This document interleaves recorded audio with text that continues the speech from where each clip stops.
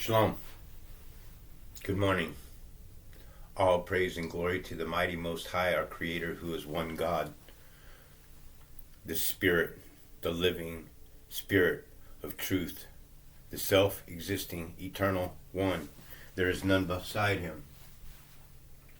Okay, we're jumping into Genesis chapter 31, a little bit, a backdrop to the story. What happened in the previous chapter is that Jacob had went to work for Laban. He had been sent back to his homeland to find himself a wife because he was directed to do so from Isaac.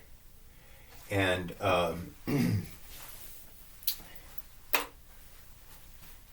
Isaac sent Jacob back home to his land to meet with his relatives, and then Laban met with him. Rachel had met Jacob in the field and ran home and told her father, and he prepared. And then Jacob had eyes for Rachel. Rachel ends up with Jacob, but before Rachel ends up with Jacob, Laban pulls a smoothie on Jacob and hands him his oldest daughter before he gives Jacob his youngest daughter, because it's their customs that they don't give the oldest daughter away before the younger daughter. So Jacob gave up 5 years. So Jacob was screwed by his uncle because he lied to him. And clearly he's done some other shady things as well as all of them. All of them seem to be doing some shady stuff. All right, so that's the backstory. Now Jacob has allowed Laban's crops, his cattle, everything to flourish and grow because of the blessing through Jacob. Because the Lord did say that the Gentile will be blessed through those that bless God's chosen children. But think about it. Jacob was doing work for Laban, right? And then Laban screws him, right? The man was getting blessings through Jacob, and then the man screwed Jacob. You think that the Lord's going to allow this man to screw Jacob? Well, do you think that the Lord would allow Jacob to screw his older brother? It seems like everybody's screwing the pooch in these stories. Just saying. Put it out there. Okay, so Jacob, beginning at Genesis 31, Jacob learned that Laban's sons were saying Jacob had taken all our father owned and has gained all his wealth by what belongs to our father. And Jacob noticed that Laban's attitude toward him was not what it had been. Then the Lord said, excuse me.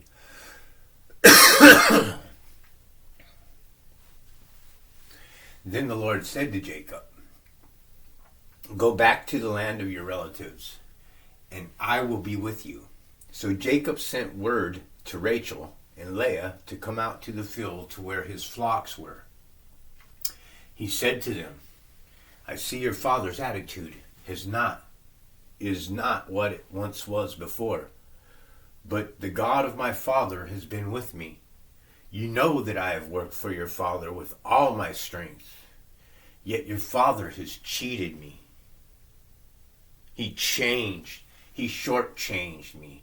He changed my wages 10 times.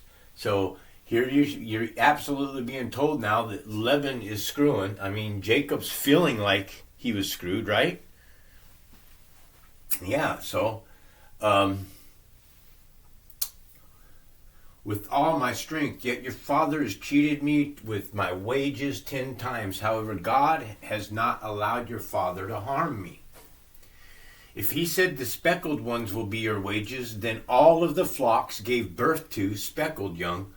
And if he said that the streaked ones will be your wages, then all of the flock bore streaked young. So God has taken away your father's livestock and given it to me. In breeding season, I once had a dream where I looked up and saw that the male goats were breeding with the streaked, speckled, and spotted. The angel of God said to me in a dream, Jacob. I answered him, Here I am. And he said, Look up and see that the male goats mating with the flocks are streaked, speckled, or spotted. For I have seen all that Laban has been doing to you. I am the God of Bethel, where you anointed a pillar and made on vow to me. Now leave this land at once and go back to your native land. Then Rachel and Leah replied, Do we still have any share in the inheritance of our father's estate? Does he not regard us as foreigners? Not only has he sold us, bam, Laban sold his own daughters. Does that sound like a just man? Huh? Just asking you a question. Is that how the children of God act? They sell their daughters for profit. They put people to work. They use their daughters as commodities. Nothing's changed. To this day, that's what we are. We're nothing but commodities, both male and female. This system has enslaved us, folks. Has enslaved us indeed.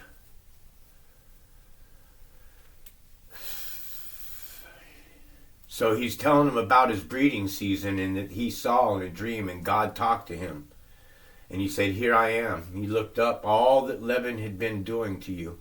I am the God of Bethel, where you anointed a pillar and made a vow to me. Now leave this land at once and go back to your native land. Then Rachel and they replied, I'm sorry, this is why I got to do this. Mark these things. Father's estate. Does not he regard us as foreigners? Away from our father belongs to us and our children. So do whatever God has told you. Then Jacob put his wives and his children on camels, and he drove all his livestock ahead of him, along with all the goods that he had accumulated in Padan Aram, to go to his father Isaac in the land of Canaan.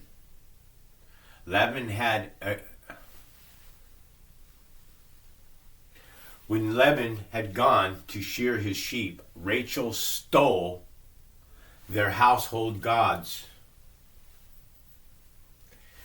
Wow, folks.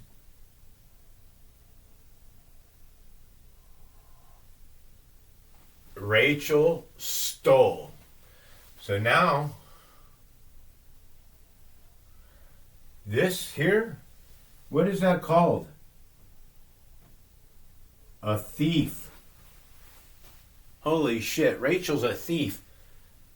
Not only is she a thief, she stole lowercase gods, which is 430.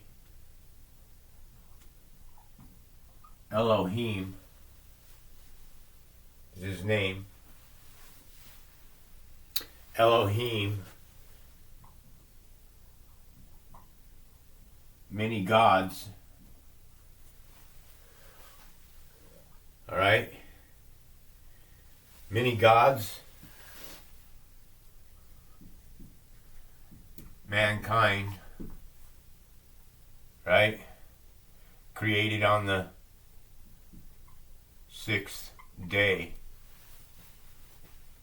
Nobody talks about this. It's the biggest key in everything, is understanding that Elohim is many gods. And who are the many? Mankind that was created on the 6th day. They consider themselves God. They've created a reality construct that they think that they're gods. So Rachel has stole their house gods. So clearly, Laban, folks, he's got idols that he's worshiping. Of course, the Creator probably set him straight with Jacob. Well, we got so much to learn here. I mean, so much to think about. So much that's been said. Rachel stole the household gods. How do you do that? When God is a spirit. Oh, she stole the idols. Because Elohim, this one here being many God, and that being mankind, these are idols. Okay? These are images. You understand? Images are what? Phantoms.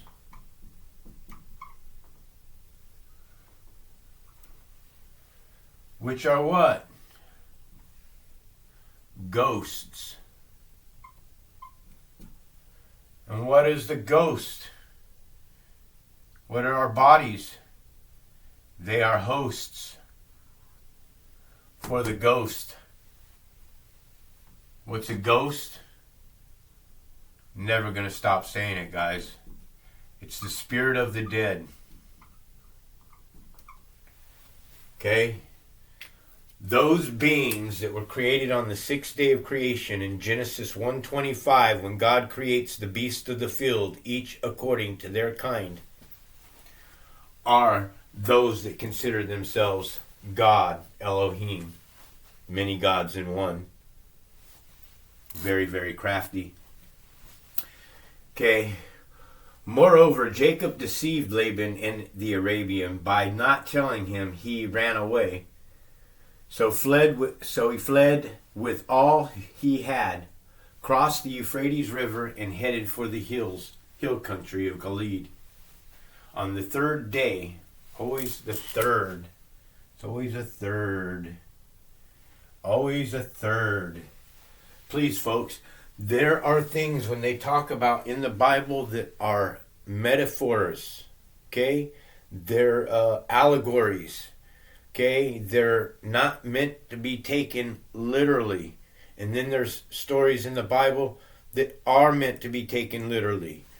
Like this man here, mankind created on the sixth day, that's created in an image of God. Okay? This is both figuratively and literally. You've got to understand how deep and complex it is that you are an image. What does that mean? It means that you're nothing more than an image of God, the same thing that comes off that television set. Isn't Satan always trying to duplicate what God is? So the television set was the first technology that would have come into green screen.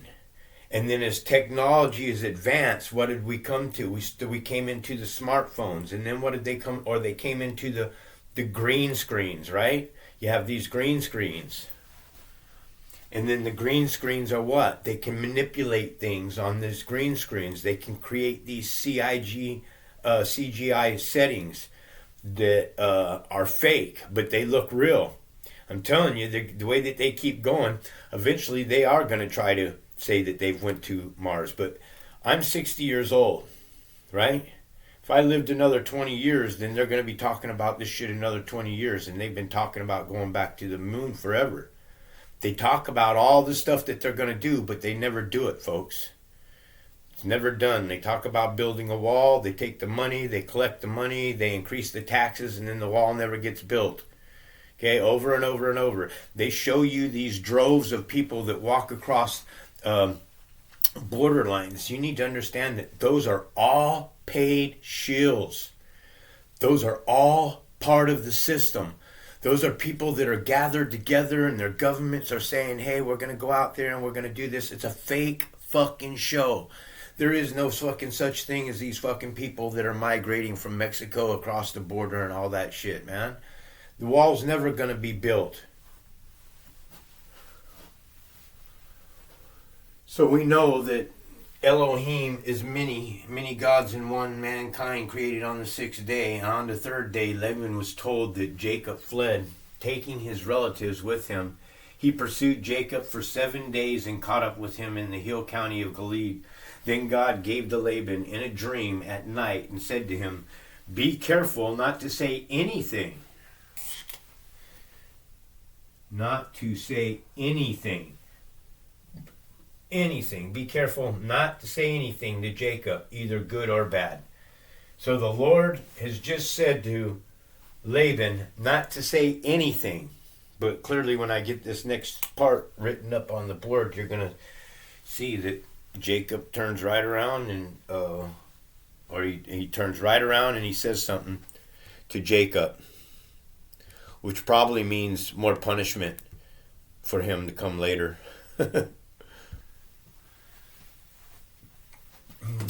Back at verse 25. Jacob had pitched his tent in the hill country of Gilead when Laban overtook him. And Laban and his relatives camped there too. Then Laban said to Jacob, "What?" Then Laban said to Jacob, the Lord supposedly just said to Laban in the parables right before the last thing that I wrote, that you aren't to say anything to Jacob, either good or bad. You know how I take that? Turn your ass around and go home. Don't say anything at all to him. But here it is. Here you got Laban all of a sudden says to Jacob, "What have I done? You deceived me and carried my daughters like captives to war." Wow. What a statement that is. Really? His daughters? You've carried my daughters away? Is that what the value of, what line here are we talking about, right? This is Jacob, folks. Okay, Laban's family. So pretty much now we've got to Abraham, Jacob, and or Isaac and Jacob.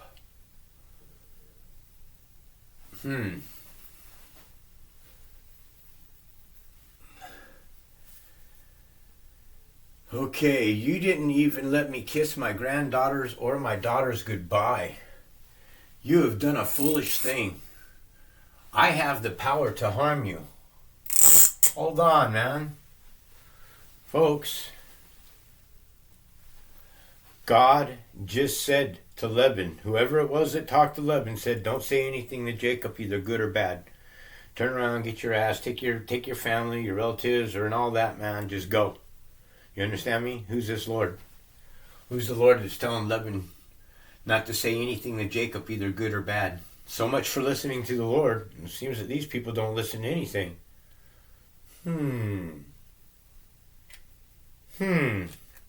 After all, this plane of existence is the plane of existence of good and evil.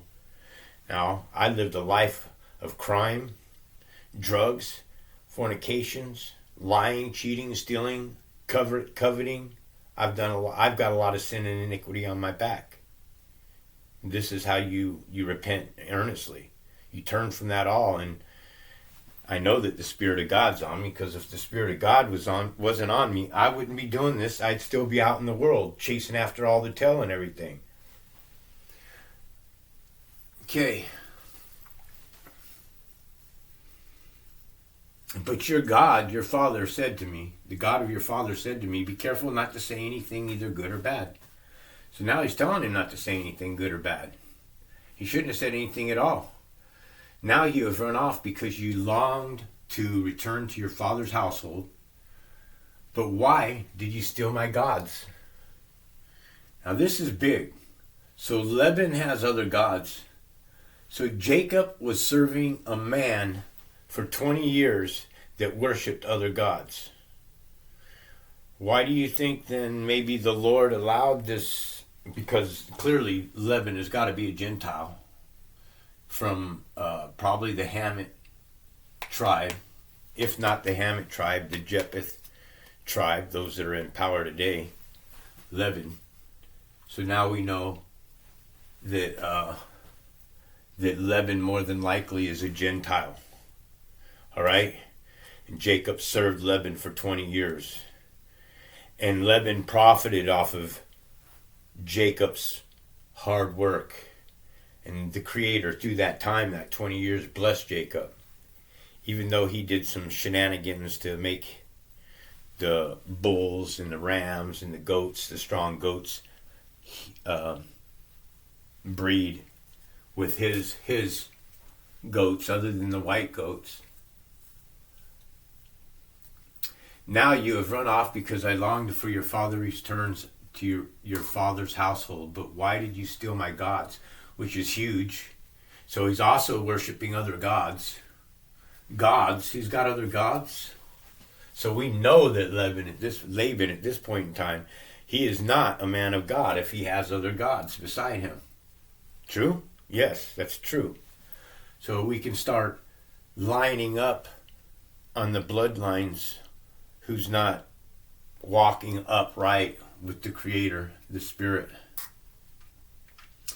Jacob answered Laban, I was afraid because I thought you would take your daughters away from me by force. Wow, really?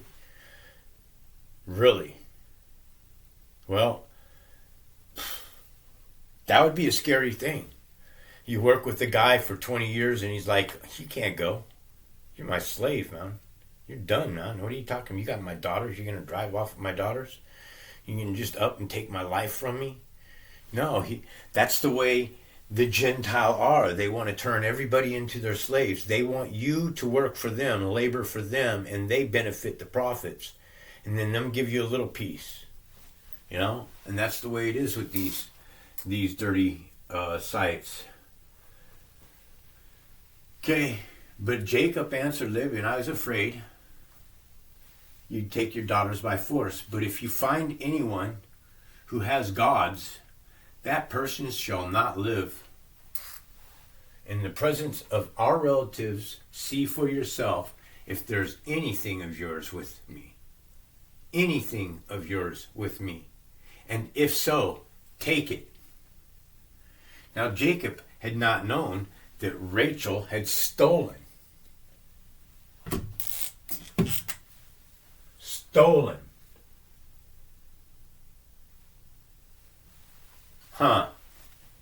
So they got other gods and Rachel is stealing.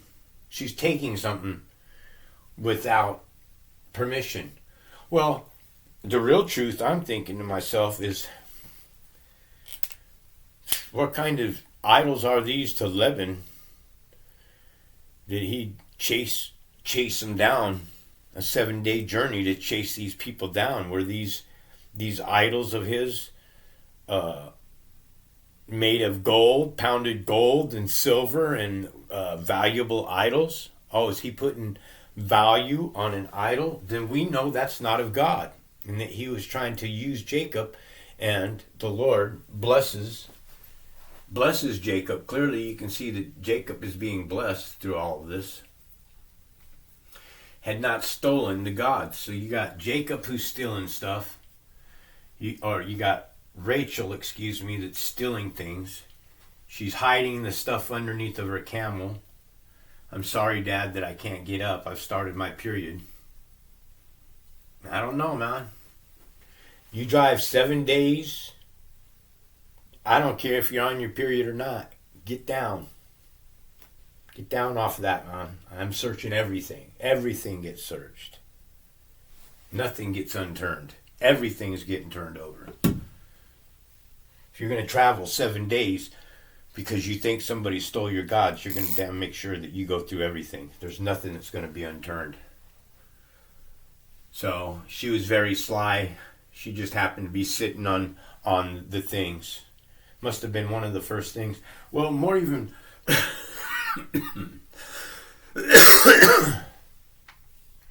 More concerning to me is what's she going to say to Jacob after they get to their final destination and they start unpacking all of her stuff. She going to hide her gods in a closet? Or do you think she's going to set up an altar for them? Just a question. Huh? So Laban went into Jacob's tent and into Leah's tent and into the 2 female servants. But he found no household gods and put them or nothing. After he came out of Leah's tent, he entered Rachel's tent. Now Rachel had taken the household gods and put them underneath of her saddle and was sitting on them. Laban searched everything in the tent, but he found nothing. Rachel said to her father, "Don't be angry, my lord." Bam, my lord. She's calling her father a Lord. Okay? There's only one Lord. Right? Dad? Well, don't be angry, Dad. Don't be angry, Father. Don't be angry. You know? Lord ain't welcome when you're addressing a man to me as a Lord. Okay? That I cannot stand up in your presence. I am having my period. So he searched and could not find anything in the household gods. Okay.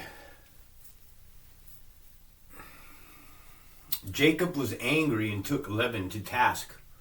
What is my crime? He asked Laban. How have I wronged you that you would hurt me or hunt me down? Now that you have searched all my goods, what have you found that belongs to your household? Put it here in front of your relatives and mine, and let them judge between the two of us. I have been with you 20 years now. Your sheep and goats have not miscarried, nor have I eaten rams from your flock. I did not bring you torn animals by the wild beast. I bore the loss myself, and you demanded payment from me whatever was stolen that day or night. This was my situation. The heat consumed me during the day, and the cold, the night. Yes, sir. The cold, the night. And sleep fled from my eyes, meaning that Laban worked him like a dog.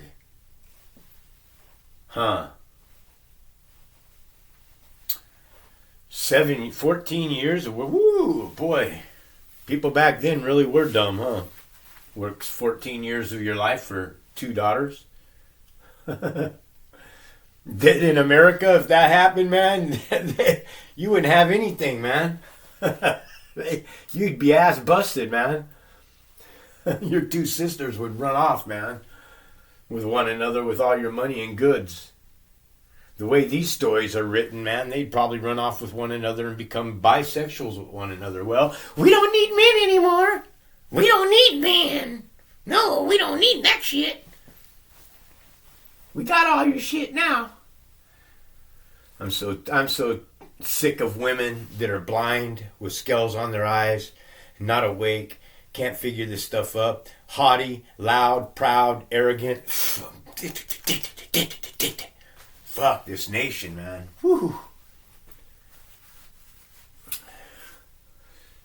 It was like this for 20 years, and I was in your household. I worked for you 14 years for both your daughters and 6 years for your flocks. And you changed my wages 10 times. If God of my father, the God of Abraham, and the fear of Isaac had not been with me, you would have surely sent me away empty-handed. Whew! That's strong right there. He's telling him, you know what, screw you. I know how you operate. That's what he's basically saying. But God has seen my hardship and my toils of my hands, and last night he rebuked you. Closing out. Verse 43. Laban answered Jacob, the women are my daughters, the children are my children, and the flocks are my flocks. All you see is mine. Yet what can I do today about these daughters of mine, or about the children, the children they have borne? Come now, let us make a covenant, you and I, and let us serve as a witness between us. So Jacob took a stone and set it up as a pillar. He said to his relatives, gather some stones. So they took stones and piled them up in a heap, and they ate there by the heap. Laban called it Hagar Sahadutha, and Jacob called it Gilead. Laban said, this heap is a witness between you and me today. That is why it is called Gilead. It was also called Mizpah, because he said, May the Lord keep watch over you and me, and when we are away from each other. If you mistreat my daughters, or take any wives beside my daughters, even though no one is with us, remember, God is a witness between you and me. Laban also said to Jacob, here is this heap, and here is this pillar I have set up between you and me.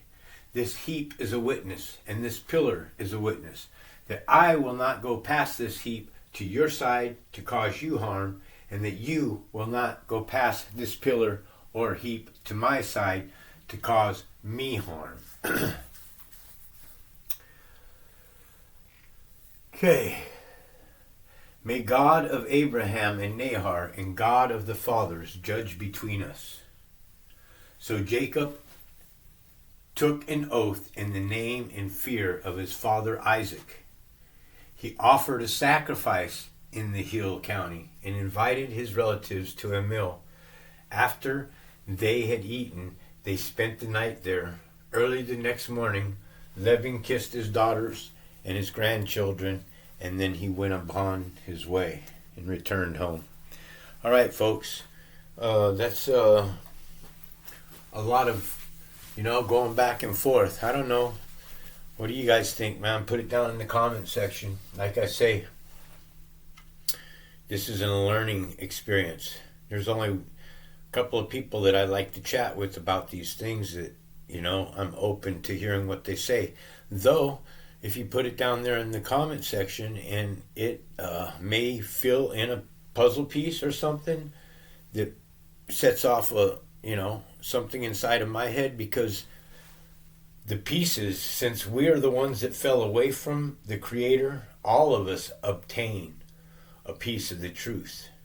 So my gift was gifted to me to know the truth about Revelations 13:18 and the creation story of those two that were created on the sixth day, or the one that was created on the sixth day, and then Adam and Eve, who are also created later. Bow your heads and let's pray out. Our Creator, the Spirit that moves all things in place, please place your Spirit upon anyone that may be listening to this message. May they call out for you, the eternal, self-existing one. There is none like you, and I humbly submit before you all that I am. I lay my life down before you. I submit every cell and every fiber that comprises me of flesh, every ounce of blood that pumps through my veins. I am humbly before you. There is no part of me that does not submit to you and you alone. You are my master.